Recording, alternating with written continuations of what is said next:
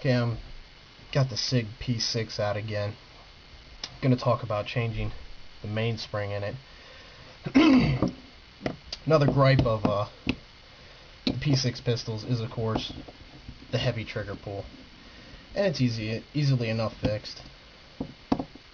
All you got to do is remove the grip panels.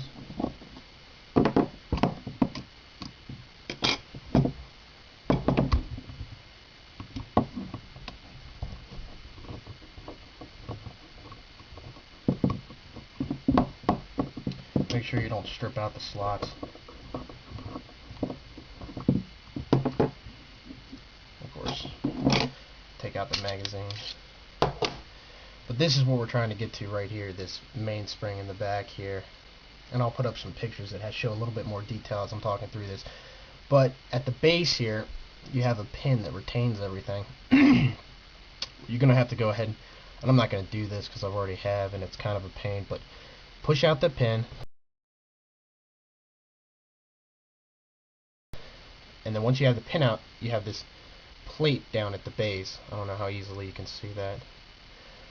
But essentially, you compress the spring with the hammer down, of course. You don't want any more tension on there than you already got.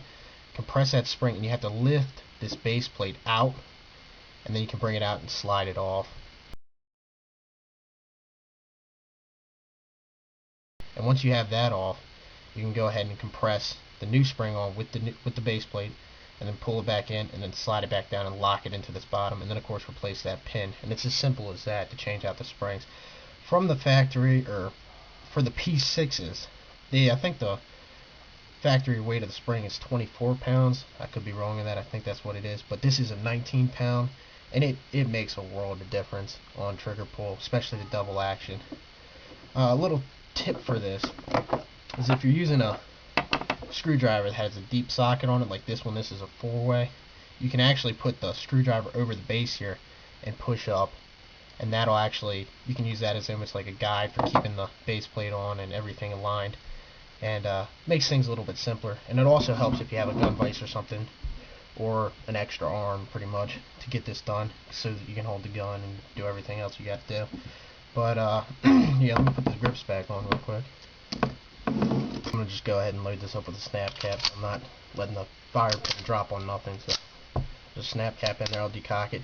The double action pull is much lighter, much more manageable with the 19 pound as opposed to the 24. Now with the later spring in, some people have had problems with light strikes on certain type of ammunition. I haven't had any problems. I've used, Remington, UMC, Winchester, white box, Winchester, jacketed hollow points. I can't remember what they called them exactly. But I haven't had any problems. I've even shot some reloads using CCIs, which are usually considered pretty hard primers, and I haven't had any problems with those.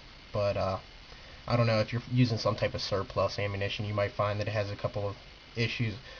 Usually you just pull the trigger in and it'll go bang, not a problem. But it's been pretty reliable. I've had pretty reliable ignition of all the rounds I've been using. I haven't had any issues needing double strikes yet, so we'll see how it goes. I've probably put a few hundred rounds in it through it since I did the spring swap, and I'll just continue to shoot it. I'll post updates if I have any issues with it.